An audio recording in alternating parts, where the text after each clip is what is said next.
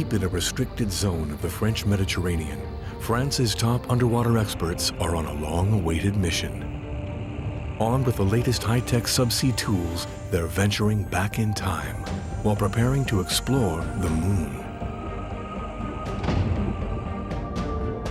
La Lune, or the Moon, is an ill-fated battleship, once a vessel in the Sun King Louis XIV's royal fleet.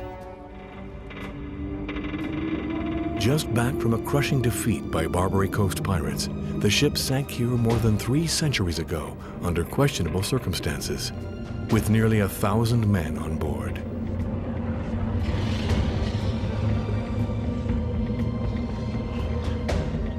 The Lune went missing until 20 years ago when it was discovered by chance, so well preserved and equipped that experts consider it a time capsule of 17th century naval history. But it lay too deep to explore without invention and substantial resources. Now a dream team of scientists, divers, 3D virtual wizards, and French naval experts have joined forces to recover the first of the Lune's treasures, and in so doing, discover how new technologies can serve to help us resurrect our past.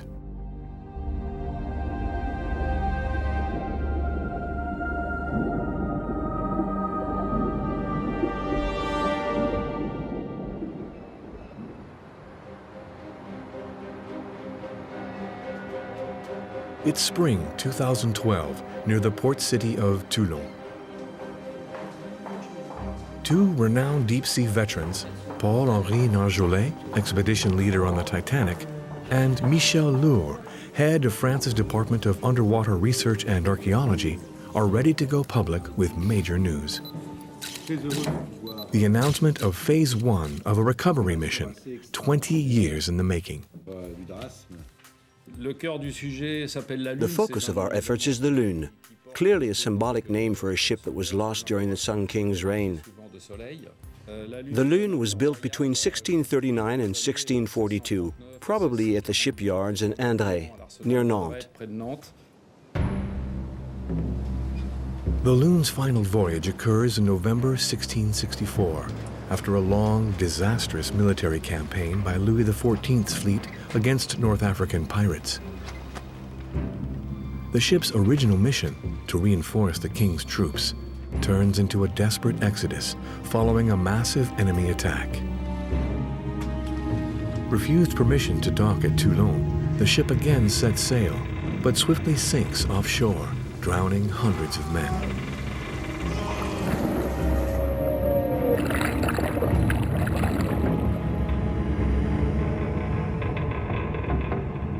For 300 years, the story of the Lune was buried with its unlucky crew.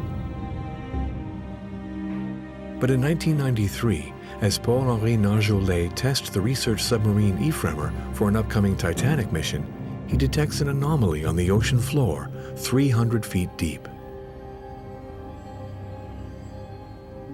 We heard a very distinctive sound through the sonar, so we thought, there's metal down there, not only rocks. So we decided to have a look, and that's when we saw something absolutely amazing. It was the Lune, one of the very few vessels ever found from the Sun King's reign, in remarkable shape, but buried deep. Accessing the wreck would take years of strategizing on the part of Nargeolet and Michel L'Hour, and the coordinated efforts of the French military, high-tech 3D imaging experts, and a host of scientists and engineers. It's taken years of planning, and we're finally here.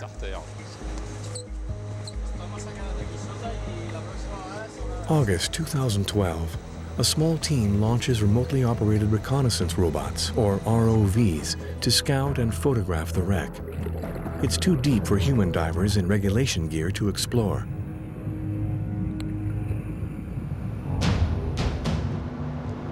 Two months later, Operation Lune is underway. Its flagship, the André Malraux, is a state-of-the-art underwater research vessel built specifically for this pioneering mission after years of government lobbying by Michel L'Hour.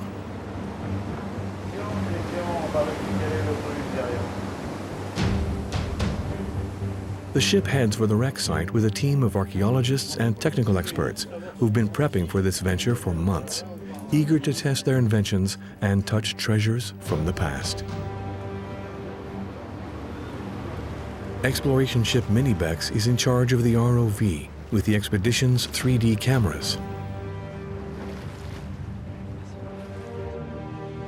Michel L'Hour has also engaged specialists in underwater engineering and treasure hunting. They'll test new technology that could raise the bar for deep-sea explorations of the future.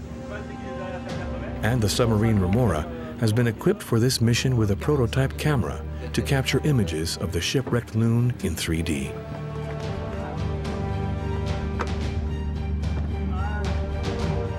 One of Operation Loon's most promising assets comes from the French Navy. They employ the skilled divers of the Cefismer Institute to defuse torpedoes using a very rare tool, an atmospheric deep-sea diving suit called the Newt suit, which allows them to stay at depths for 48 hours at a time, if necessary.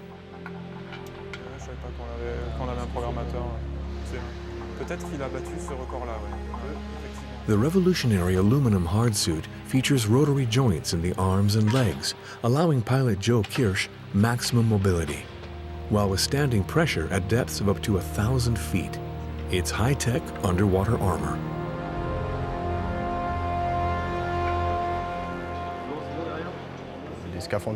There are only 24 suits like this one in the entire world. France only has one, so it's a privilege to pilot it. Joe trains for the mission, where he'll recover objects from the Loon and provide Michel L'Hour's team of archaeologists with first-hand information about the wreck.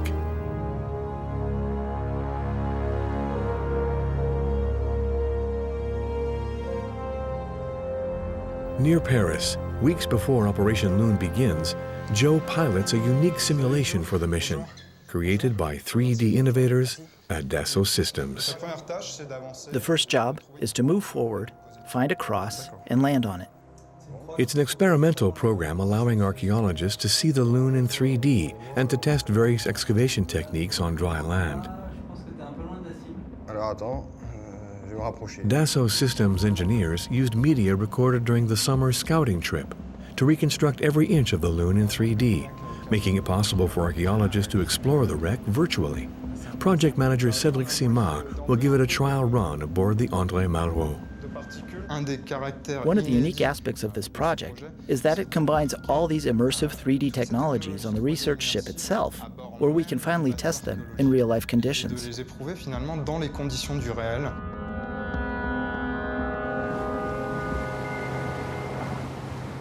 October 2012.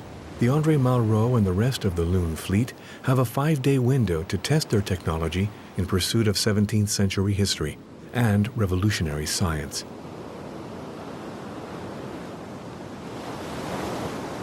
It's an ambitious program for such a short voyage, ultimately meant to change the way we explore the deep sea with new ideas and new tools. Malraux, let me know when you're in position. No problem. I'm almost there, but I'll let you know. To achieve their research goals by the end of the week, each ship will have to deploy its technology with symphonic precision. This morning, 3 separate devices are being readied for a descent to the Loon. The Newt suit with its pilot, the submersible Remora and its underwater cameraman, and an unmanned ROV recording the dive for scientists topside. For archaeologist Michel L'Hour, this mission is the first step towards advanced deep-sea exploration currently beyond science's reach, shipwrecks thousands of feet deep. And today, if all equipment works, perhaps the Loon. It's like a lost city that disappeared suddenly and now it's there. That's what's so fascinating, because we can all dream about this shipwreck. It's so close and yet so far away. At the same time, it's going to serve as a test for future explorations. Here, humans can still dive to access the site. It would be a lot harder, if not impossible, at depths beyond 1,000 or 2,000 feet. On the Navy tugboat, the Jason, tension is rising. With the stakes this high, veteran diver Paul-Henri Nargeolet will oversee the deployment of men and equipment. Lead diver Joe Kirsch will work in radio contact with archaeologist L'Hour and his team.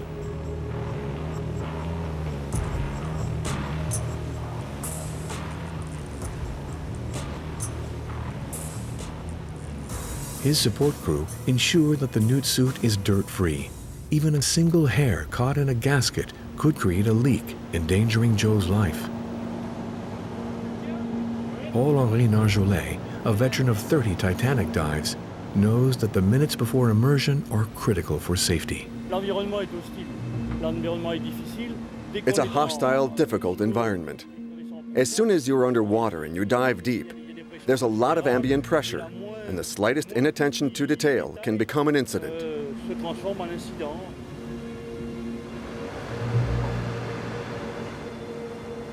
Meanwhile, on the André Malraux, expedition leader Michel L'Hour orders his team to launch the ROV. It's a robot equipped with a small camera. The French archaeologist will monitor operations via images relayed to surveillance screens. As the site's curator, his job is to protect the loon.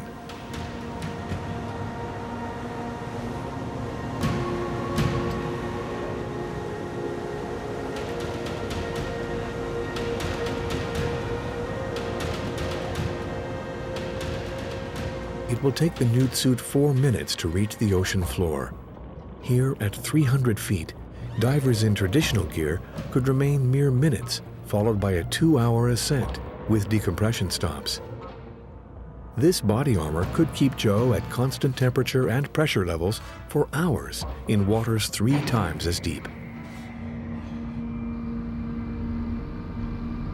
Support crew on the surface free the suit from its cage and carefully release Joe above the shipwreck by remote control.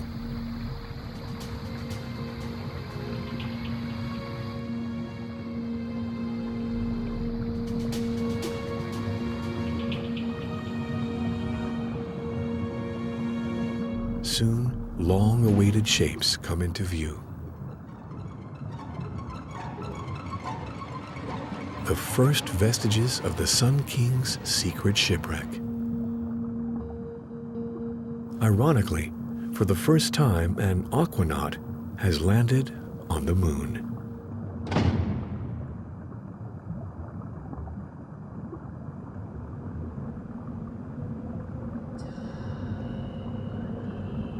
Centuries ago, the loon plummeted to the ocean floor. Thick sediment turned it, and all it contained, into a rare time capsule of 17th century French naval artifacts. At his feet, Joe can make out weapons of bronze and iron, dozens of muskets and swords, and pottery from the ship's galley. If you go back to your initial position, we're good. We'll start maneuvering. Let us know if there's a problem.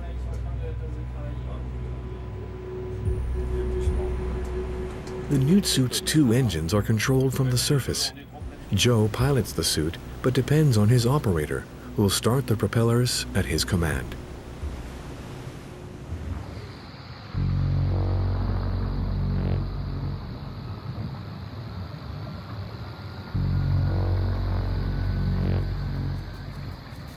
The current and the darkness on the ocean floor force the pilot to be vigilant. Joe must hover over the loon to avoid hitting precious objects or damaging the fragile umbilical cord that connects him to the suit's cage and to life. On the André Malraux screens, 2 large jars and a bronze cannon appear in a state of perfect preservation.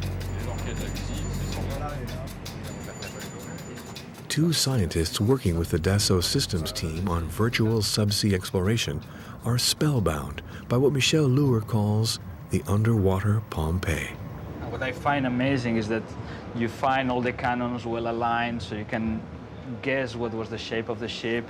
You find the kitchen pots, the cauldrons, right standing there, and then you go down there and you see them, they're still empty, they're standing out. You find the water jars, okay, they just fell off, but you know, they might just have tipped over. It's just And there are plates, there are stacks of plates that you can see on the seafloor and pots, and it's like everything was kept in place and like an abandoned house that everybody left. And it's a little bit like if someone has taken the boat and placed it carefully, so that we can look at it and find out a little bit about the history of what was going on there. Archaeologists have theories, but no firm proof of how and why the Loon sank. But they suspect its fate is linked to politics in the troubled early days of Louis XIV's rule.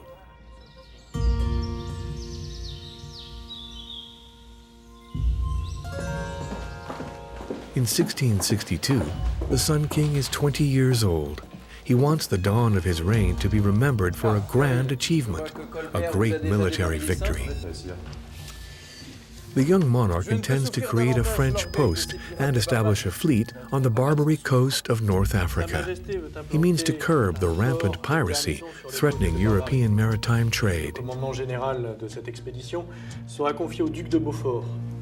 On July 2nd, 1664, an armada with 50 warships sails out of Toulon, bound for the shores of Barbary, now Algeria. 3 months later, vastly outnumbered French troops are overwhelmed by Berber warriors as an older supply vessel sets sail for Gigeri. Historian Martin Acera is intrigued by the Loon's sketchy story. This period of maritime history under Louis XIV is poorly documented, and shipwrecks from this time rare, which makes this one a useful find.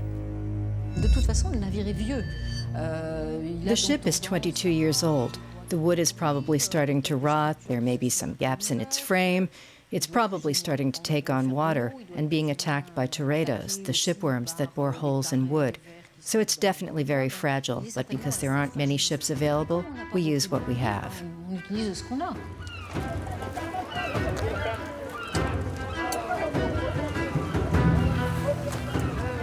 The Loon will set sail from Toulon with 250 sailors on board. The old ship is laden with supplies, arms, and horses for the expeditionary forces in Gigeri.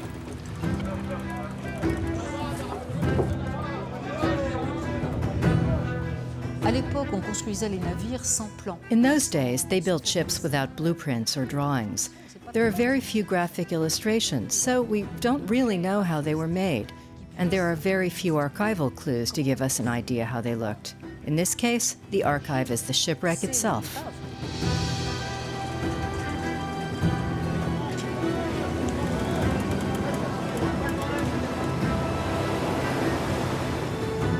The crew on the Loon has no clue their stay in North Africa will be a brief one, nor that French casualties there are so great that officers are already desperate to withdraw their troops.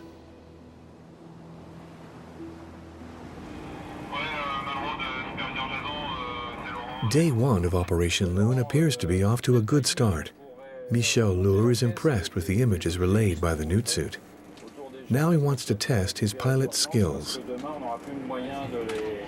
Aboard the Jason, archaeologist Frédéric Leroy, L'Hour's technical director, will oversee the delicate maneuvers.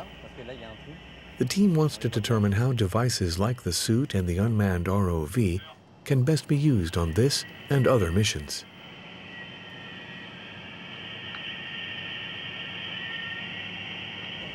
We're taking the suit into a rather cramped space between several cannons to see if it's possible to collect small objects there.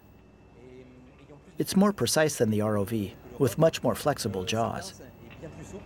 So it'll allow us to pick up some things as delicate as a plate more carefully than the ROV's hydraulic jaws that could damage an object.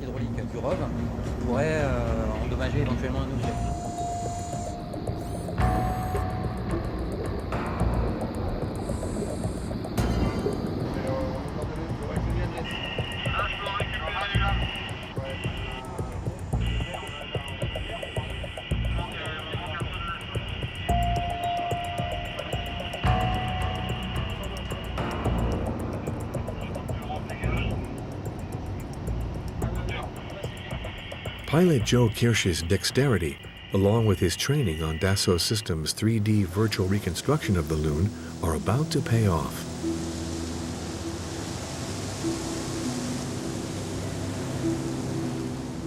L'Hour hurries to claim the fragile ceramic from the Loon, which will be transferred immediately to an eager team of archaeologists on the André Malraux.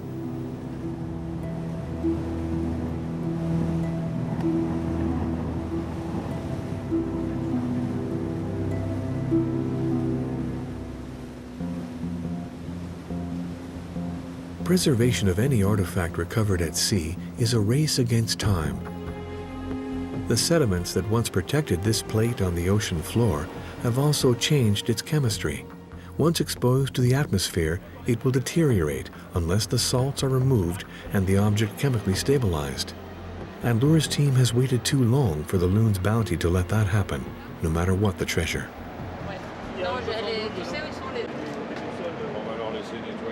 We'll let them clean it up anyway.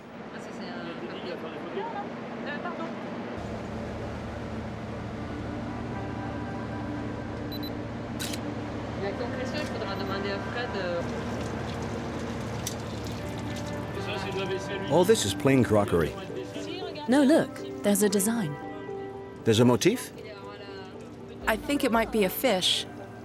A symbol. I don't know what you call that exactly. See there?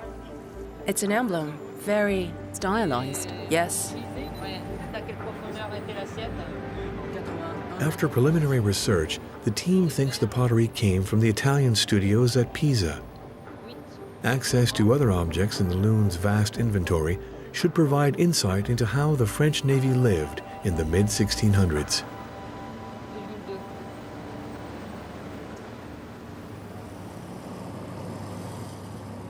As research continues topside, pilot Joe Kirsch signals a problem with the newt suit. Turn on the engines. My starboard engine is making a strange sound. It's not normal. You hear it? Sounds like it's grinding. Okay, I'm restarting the engines. See which control it is, and we'll take a look. Okay. The failing engine has practically immobilized Joe. He has to surface, now.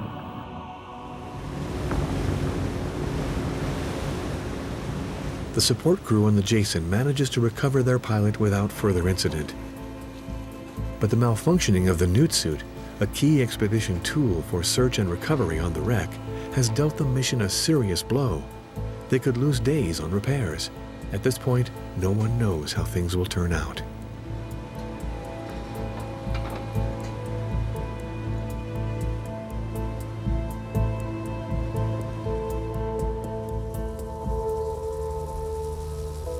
Aboard Operation Loon's media ship, the Minibex, underwater cameraman Denis Lagrange and Popov, pilot of the submarine Remora, have received their assignment from Michel L'Hour. It would be good to go here, and then along the side up to this zone, if we can get over it. But that's what we'll do.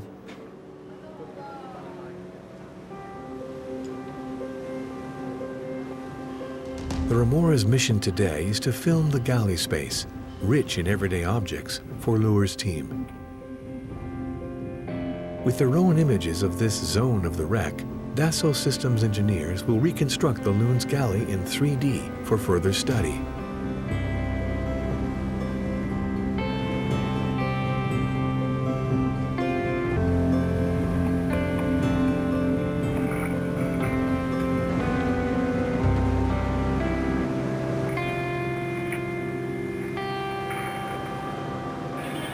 Remora, authorization to dive granted. Copy that. Opening ballast.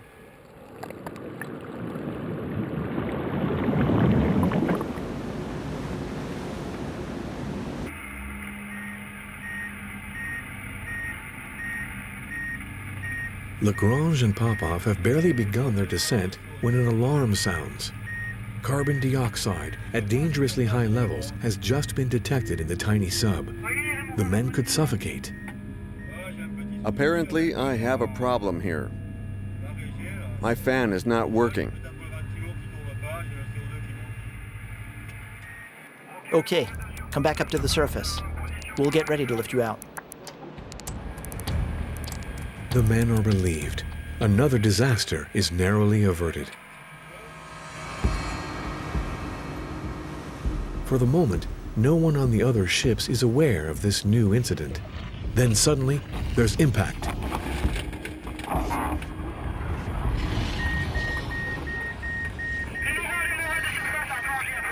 The remora has collided with the Minibex, and the news travels quickly. Michel? Yes, Franca, I'm listening. I don't know if it's coming back on board or not. I think so, though. What a horrible day.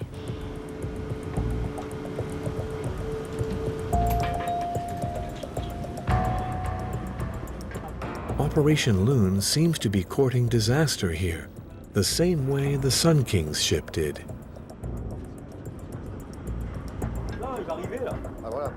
I was coming up, getting close to the surface. I was holding the basket. The console of the arm fell and the joystick got twisted. Next thing, the submarine is flipped on its side. But it could have been much worse.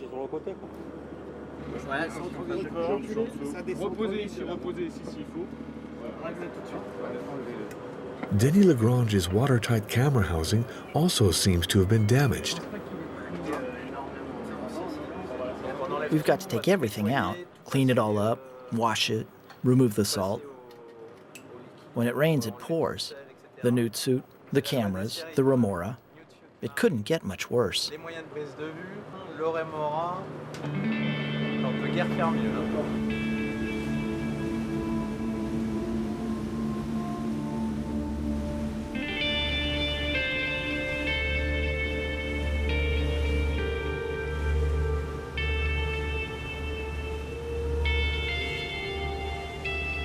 How the team will function with nothing but damaged submersibles is unclear. But this mission is, in part, a reconnaissance trip for the deep-water dives to take place here over the next 2 years. It's best that the team face all serious obstacles now.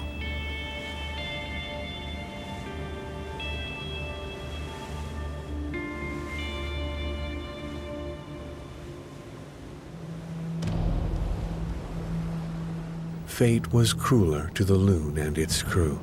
Chronicles report that the arriving ship was stampeded by soldiers fleeing battle-torn Gigéry, and likely never even had time to offload its supplies.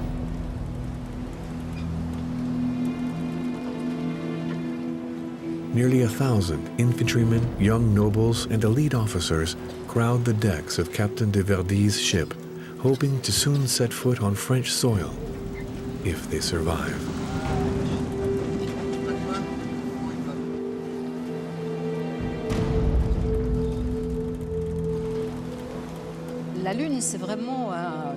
Misfortune was rife for the crew and men aboard the Lune. The hundreds of wounded who flooded the decks in bad shape in the wake of the siege of Gigéry. The ship must have looked like a floating hospital, overflowing with humanity and leaving the crew little maneuvering room. All the conditions were right for a difficult journey. Toutes les conditions dramatiques sont réunies pour avoir une navigation particulièrement compliquée. It takes 4 days for the Loon to cross the Mediterranean with 100 men pumping water from the holds. Miraculously, the ship survives and anchors near Toulon. But they're forbidden to go ashore. Under the pretext that the plague is raging there, royal authorities order the captain to set sail for the Hyeres Islands to observe a quarantine period. De Verdy refuses, arguing that his ship is no longer seaworthy. A maritime carpenter is sent to inspect.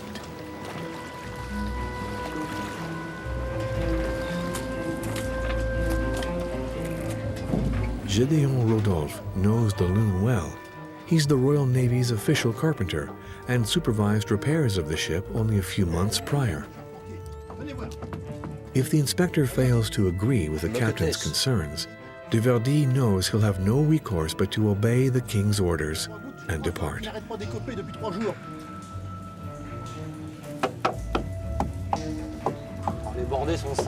The wood is in good shape.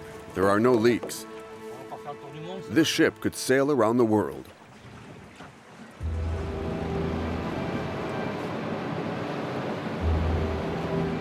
Today, choppy seas and their own equipment woes have forced Operation Loon to cancel the day's dives. Instead, the mission is going to take a virtual turn on Dassault Systèmes' 3D diving simulator. Pilot Joe Kirsch tells Michel L'Hour how his own training on the virtual loon helped prepare him for the first newt suit dive. Now the expedition leader will see exactly how it works.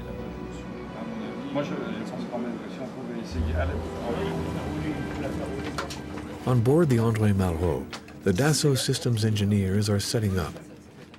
They've been waiting to show the archaeologists results of their ongoing collaboration in 3D mapping of the loon. The controllers for the hands and the feet need to be taken out.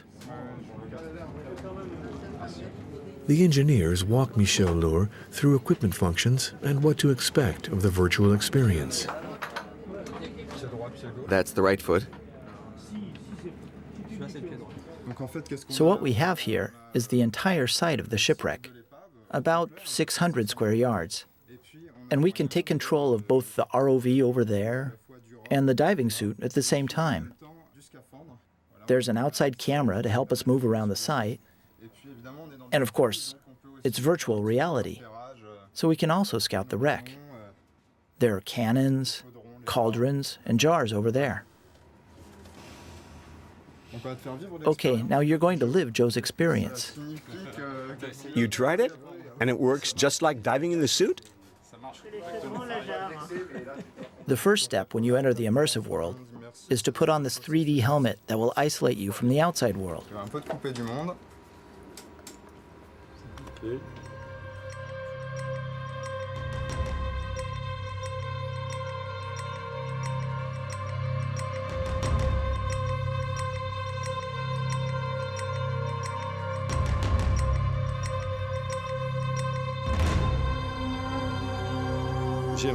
I'd really like to have this technology at my disposal one day.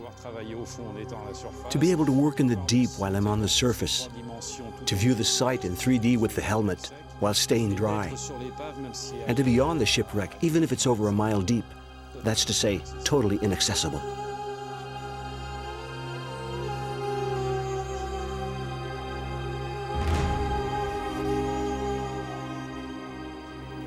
Do you feel like you're in the water?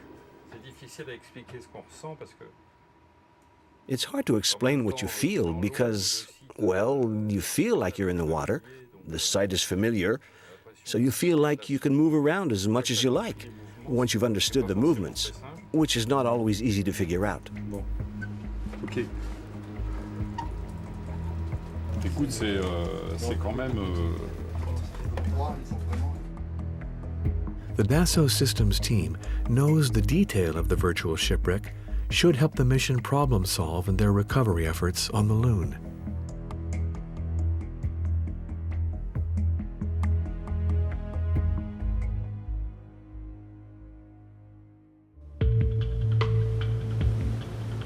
It's morning on day 3 of Operation Loon. The seas have calmed and the newt suit has finally been repaired. So Michel L'Hour has ordered dives to resume on the shipwreck. The plan is to recover ceramic objects near the ship's anchor, if fortune is with them today.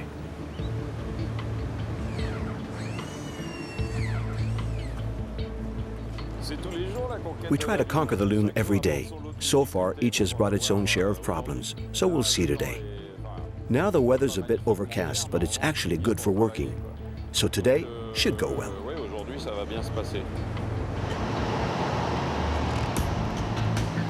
Now, relief diver Émeric Salvi will pilot the newt suit, giving Joe Kirsch time to rest up for demanding dives ahead.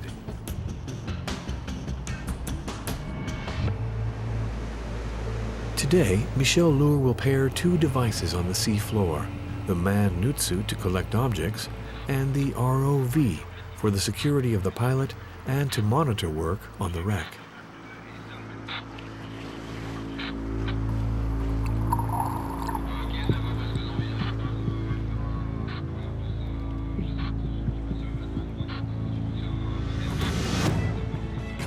The ROV can glide easily around the Loon, but is less adept than the newt suit at gripping small objects.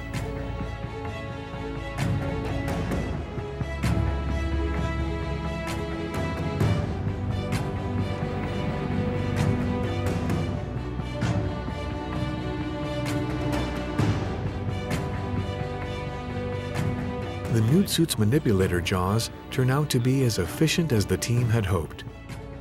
And ceramics of varying sizes are making their way up to the surface. In the few remaining days at sea, the team will be able to collect only a few of the 60,000 artifacts they estimate are down here. But these first results are energizing for L'Hour's team.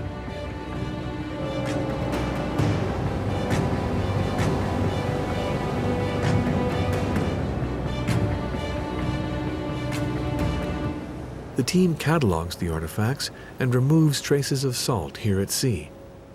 Restoration will take place in the lab. So the four you see here are ceramics. You see that? Small pots with handles. So they all have 4 handles. This one is slightly different because it has a spout. It's probably a little teapot or a small water jug. There are a lot of identical pots like this down there at the site.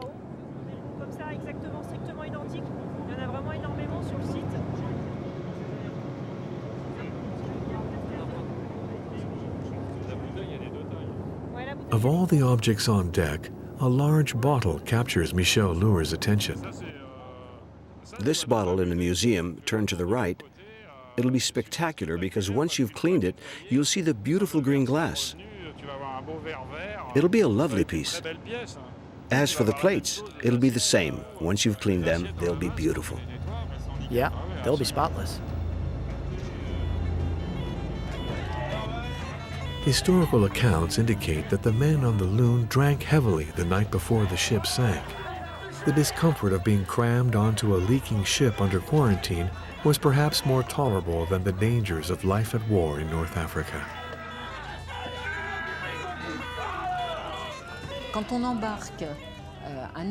When you crowd a ship in bad condition with so many men, you know it's risky. But at the time, the risk factor wasn't part of the equation. Only about a century later would authorities really become concerned about the health and survival of their crews. Concern for well-being would be an overstatement. So let's just say concern for better conditions on board. Cleared to sail by Louis XIV's mandate the previous day, the Loon is en route to quarantine in the Yare Islands, the morning of November 6, 1664. Sprawled on deck and piled in the holds, most of the officers, soldiers, and crew are still recovering from the night's festivities. Without warning, the decaying ship suddenly gives out and sinks like a stone in just a few short minutes.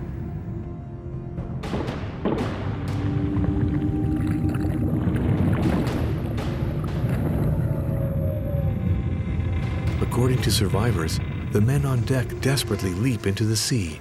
The rest are trapped in the bowels of the sinking ship and drown.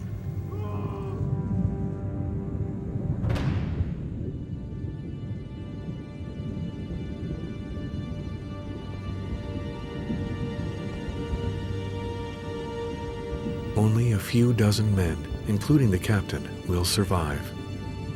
But the incident is promptly covered up by royal censors, and the fate of the Loon and 1,000 men soon forgotten.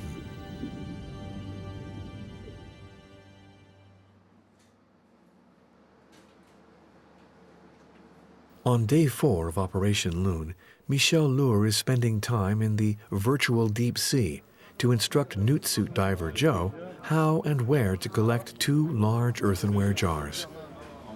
The pilot is picking up some useful pointers. I see Michel trying to put his right arm into the jar. With a 15-inch tool, we could probably remove some sand. I'd like you to go look at the jars on the aft port side. Paul-Henri and I suggested using a little rake-like tool to remove sediments from inside the jars. It would lighten their weight. We feel it's the easiest and most practical way to extract the jars.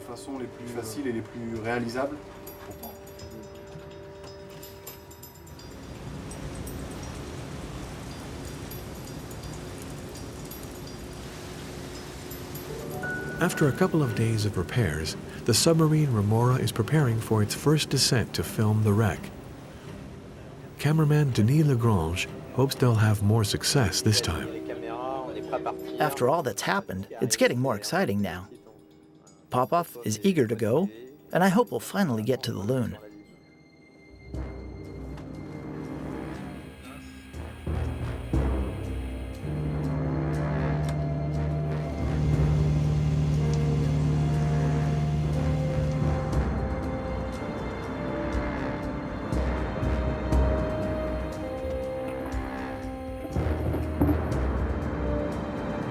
With less than 48 hours left to survey and pull artifacts from the wreck on this reconnaissance mission, Michel L'Hour deploys his full underwater armada.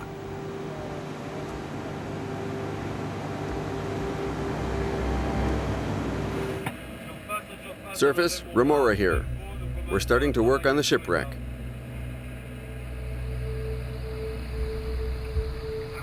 Remora, surface here. Copy that.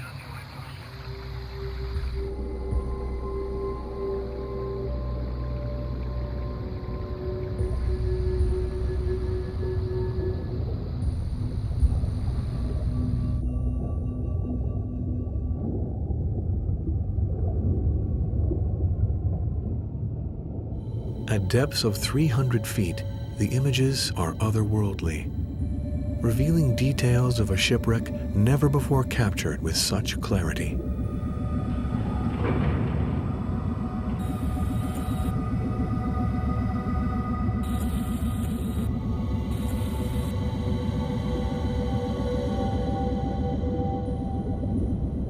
Piloting the nude suit takes stamina.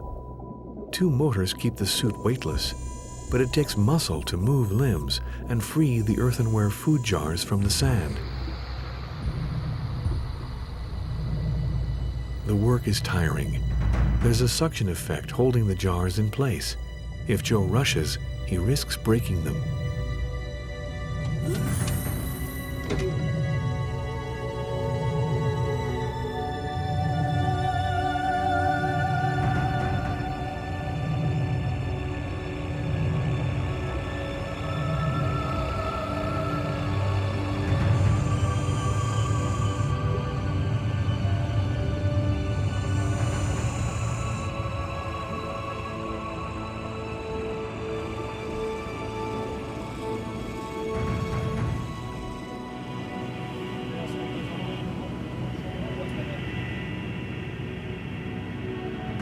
Night has fallen, and exhaustion sets in.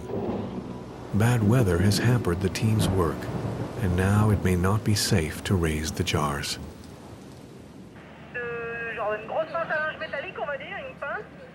And he can put 2, 3, or 4 of them in.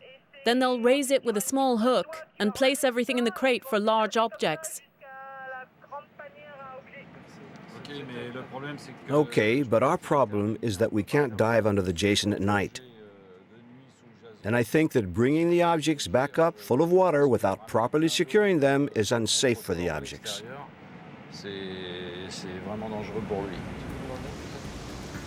Yet again, the team is thwarted in its efforts to mine the mysteries of the Loon. But out here, weather can't be ignored. Unwilling to put divers and artifacts at risk, Michel L'Hour cancels the operation.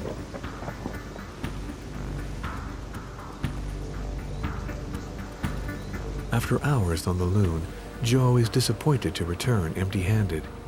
Tomorrow he'll have one last chance to bridge the gap between the silent ship and the team that would tell its story.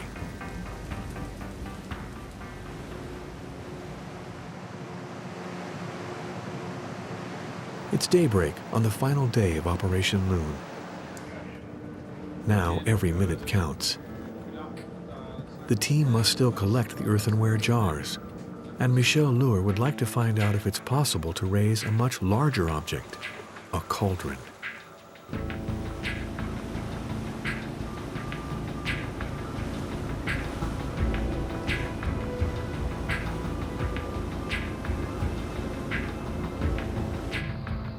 Once again, the newt suit will be put to the test.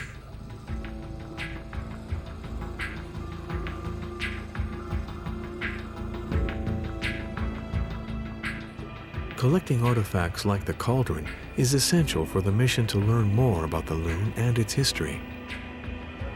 But their primary aim is to test combinations of high-tech underwater tools that will permit them to perform research at extreme depths.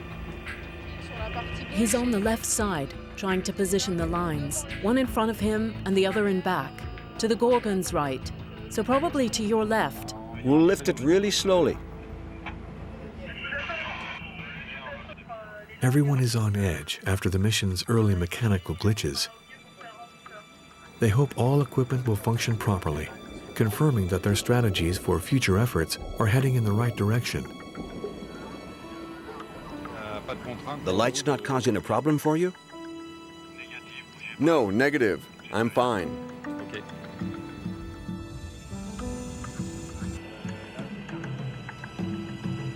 The pressure applied by the robot's jaws must be just right. Once they're firmly in place, Joe carefully moves the cauldron to a waiting basket.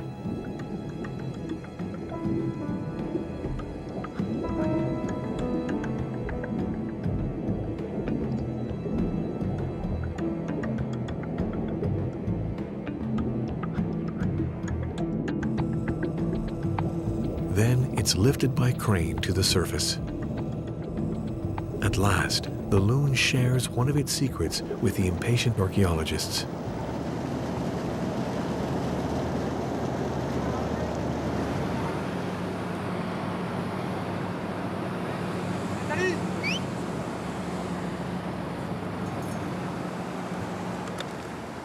Success with this maneuver at depths of 300 feet is an encouraging sign for deeper dives. As for the cauldron itself, the size alone indicates the Loon had a very large galley. The team looks for engravings that might be revealing. There's something. See? There might be something there. Here, I see something that... It's blue, I think.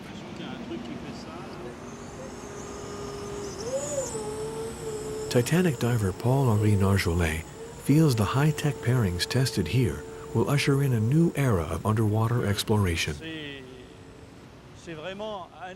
It's not too deep here, so it's a place where we can perfect techniques to apply to other wrecks. Because there's not only the Titanic. I'm working on other shipwrecks, and I intend to continue using this type of technique elsewhere. With luck now on his side, but time running out, Michel L'Hour presents the team with one last major challenge. The divers of the Sophismer team will try to lift a bronze cannon from the wreck. This is the tool the French Navy uses to remove torpedoes from the ocean floor. A thick rubber lining should protect the cannon from damage.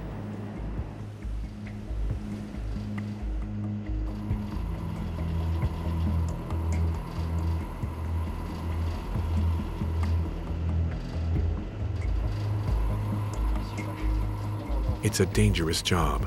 The Loon's cannon weighs nearly 2 tons and is still half buried in the sand. For security reasons, no humans will be allowed at the wreck site. Aboard the André Malraux, the tension is palpable. Recovering this symbolic vestige of Louis XIV's navy would be a true prize. But it's too big a job with too little time to go. Michel L'Hour is forced to call it off.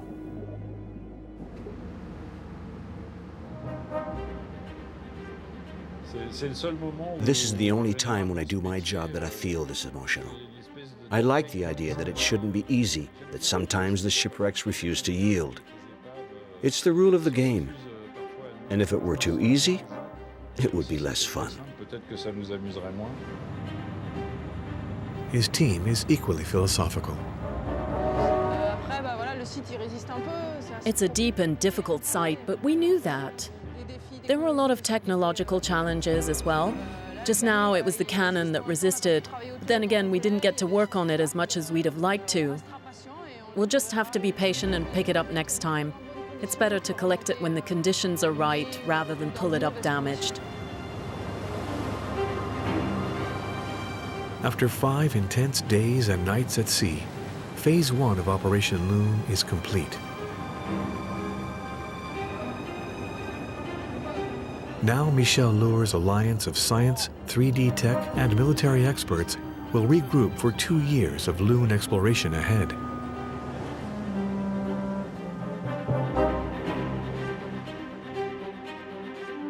Touching the first vestiges of the 17th century warship is only the first step. The marriage of science and high technology here is about to make exploration of the planet's last frontier, the ocean, just a little more exciting. Mapping and reconstructing the Loon in 3D will make it possible for the team to explore the wreck with greater awareness, at sea or in the comfort of the laboratory. At last, the Loon can reveal her secrets, and a dark chapter in the Sun King's reign will finally come to light.